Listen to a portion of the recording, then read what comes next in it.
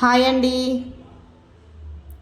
ఈరోజైతే మధ్యాహ్నము మా ఇంట్లో అయితే కర్రీ అయితే మటన్ అండి. ఇక్కడ వచ్చేసి మటన్ లివర్ అండి. దాంట్లో ఉప్పు కారం పసుపు అన్నీ కలిపి అయితే పెట్టేశాను. ఇక్కడ వచ్చేసేమో మటన్ కర్రీ అయితే చేస్తున్నానండి. ఆనియన్ మటన్ కర్రీ గురించి కొంచెం ఎక్కువ అయితే కోసుకోవాలా, గ్రేవీ బాగా వస్తుంది. దాంట్లో అల్లం పేస్ట్ వేసుకోవాలండి. నా ఛానల్ ఫస్ట్ టైం చూస్తున్నట్లయితే లైక్ సబ్స్క్రైబ్ అయితే చేసుకోండి. పూర్తి వీడియో అయితే చూస్తలేరు, ఎవరు సగం చూసి వదిలేస్తున్నట్టున్నారు. అందుకే వాచ్ టైం అయితే పెరుగుతలేదండి. పూర్తి వీడియో చూడండి, తెలుస్తుంది ఎలా చేస్తున్నానో కర్రీ, ఇది మొత్తం ఎలా ప్రిపేర్ చేస్తున్నానో తెలుస్తుంది మీకు. నాకు వాచ్ టైం పెరుగుతుంది. పూర్తి వీడియో అయితే వాచ్ చేయండి, రిక్వెస్ట్ అయితే చేస్తున్నాను. సగం చూసి వదిలేస్తున్నారు. కారం అయితే వేసుకోవాలండి. అల్లం పేస్టు ఆనియన్ రెడ్గా అయిపోయాక కారం వేసుకోవాలా, పసుపు కూడా వేసేసుకుంటున్నాను. ఈరోజైతే కిలోన్నర అయితే మటన్ అయితే తెచ్చుకున్నాము. అంటే మా ఇంట్లో చుట్టాలు వస్తున్నారని వండుతున్నాము. తర్వాత అయితే మటన్కి అయితే మంచిగా కడుక్కున్నానండి. కడిగి దీంట్లో అయితే కుక్కర్లో అయితే వేస్తున్నాను. బాగా ఫ్రై లాగా ఉప్పు కారం పట్టేలాగా అయితే కలుపుకోవాలా. కలిపి ఒక 5 minutes వరకు కలపాలండి. కలిపేటప్పుడు దాంట్లో ఉప్పు కారం అనేది మంచిగా పడుతుంది. చూడండి, మంచిగా నీట్గా ఇట్లా కలుపుకోవాలా. బాగా కుక్కర్ అయితే జర చిన్నగా అయిపోయిందండి. ఈ కుక్కర్ 5 లీటర్దే, కానీ కిలోన్నర అయితే మటన్ అయితే పడతలేదు దాంట్లో ఎక్కువ. జర్ర కలుపుతానికైతే ఇబ్బంది అయితే అవుతుంది. పెద్ద కుక్కర్ ఉంటే 10 లీటర్ది బాగుంటుంది. తర్వాత దాంట్లో ఏమో ఒక 4 టమాటాలు అయితే కోసుకోవాలండి.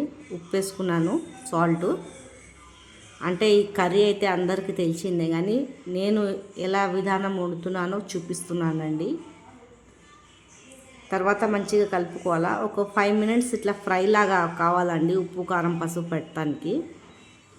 తర్వాత మనము చిన్న చిన్న ముక్కలు అయితే టమాటాలు అయితే కోసుకొని పెట్టుకోవాలి పక్కకి. నేనైతే జర గ్రేవీ గురించి టమాటాలు ఒక 4 వేస్తానండి, పెద్ద టమాటాలు. ఆనియన్ కూడా ఒక పెద్ద ఆనియన్ అయితే కోసేస్తాను. గ్రేవీ మంచిగా అవుతుంది మటన్లో. కొంచెం అల్లం పేస్ట్ ఎక్కువ వేసి ఉప్పు కారం పసుపు నోటికి తలిగేటట్టు వేసుకోవాలా. కలేమాకు వేసుకోవాలండి ఫ్లేవర్ గురించి అయితే. తర్వాత టమాటాలు అయితే వేసుకున్నాను. మంచిగా కలుపుకోవాలండి. ఒక 5 నిమిషాలు బాగా కలిపి వదిలేయాల, కొంచెం టమాటా గిట్లా మగ్గే వరకు. తర్వాత మనకు ఎంతో నీళ్ళు కావాలో అంత పోసుకోవాలండి. బాగా నీళ్ళుగా పోసుకోవద్దు. మన అందాజా చూసుకోవాలా, దాంట్లో ఉడుకుతుందా, ఎంత నీళ్ళు పడితే ఎంత ఉడుకుతుంది అని.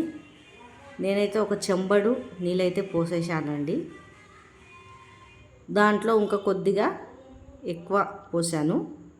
తర్వాత మంచిగా కలిపి కుక్కర్ అయితే మూత పెట్టేయాలా. ఒక 5-6 విజిల్ వచ్చే వరకు పెట్టాలండి. ఇక్కడ వచ్చేసేమో కార్జాలండి ఫ్రై చేసుకుంటున్నాను. దీంట్లో ముందే కలిపి పెట్టుకున్నానండి కారం ఉప్పు పసుపు అల్లం ఎల్లిగడ్డ పేస్టు. ఇక్కడ వచ్చేసేమో ఈ కార్జాలు అయితే ఫ్రై అయితే చేసుకుంటున్నానండి. ఈ కార్జాలు ఫ్రై చాలా టేస్టీగా ఉంటుంది. కార్జాలు అయితే చాలా టేస్టీగా ఉంటుందండి. మన మిరియాలు పట్టా లవంగ ఇలాచి మిక్సీలో పట్టుకొని అంత బాగా ఏంపుకున్నాక పైనుంచి అయితే వేసుకోవాలా. చాలా టేస్టీగా ఉంటుంది. ఇవి కార్జాలు, దాంట్లో కిడ్నీలు కూడా ఉన్నాయండి, చాలా బాగుంటుంది. మీ ఎంతమందికి ఇట్లా ఇష్టమో కార్జాలు ఫ్రై కిడ్నీలు కామెంట్ అయితే చేయండి. ఫ్రై అయితే చేసుకుంటున్నానండి.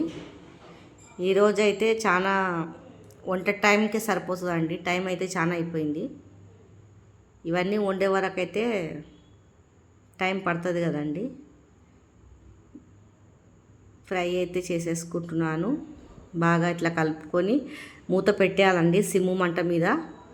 తర్వాత ఫ్రై అయిపోయాక పైనుంచి పెప్పర్ పౌడరు కొంచెం పట్టా లవంగ ఇలాచి పౌడర్ కూడా వేయాలండి, రుబ్బింది. టేస్ట్ అయితే అదిరిపోతుందండి. ఉట్టిగైనా తినొచ్చు, పిల్లలైనా పెద్దోళ్ళైనా మంచిగా తింటారు ఇట్లా చేసి పెట్టుకుంటే. ఇక్కడ వచ్చేసి అయితే బాస్మతి రైస్ తీసుకున్నానండి, 1 kg. నేనైతే పాత బియ్యము బియ్యం అయితే పాతగానే ఉంది. అన్నం అయితే ఎసరైతే పెట్టేశానండి. అది ఉడికాక బియ్యం అయితే కడిగేస్తాను. అన్నం అయితే మంచిగా అవుతుందండి, పాతగా ఉంది చాలా బియ్యము. ఇక్కడ వచ్చేసేమో కార్జాలు అయితే ఫ్రై అయిపోయింది. మటన్ కర్రీ కూడా అయిపోయిందండి. అంత పట్టా లవంగ్ ఇలాచి మసాలాలు అయితే వేసేసాను. జర్ర కొంచెం దగ్గరకు వచ్చాక కొత్తిమీర వేసి దింపుకోవాలా, చాలా టేస్టీగా ఉంటుంది. చూడండి, ఈరోజైతే మధ్యాహ్నం మాది. మీరేమేమి తిన్నారో కామెంట్ బాక్స్లో కామెంట్ చేయండి.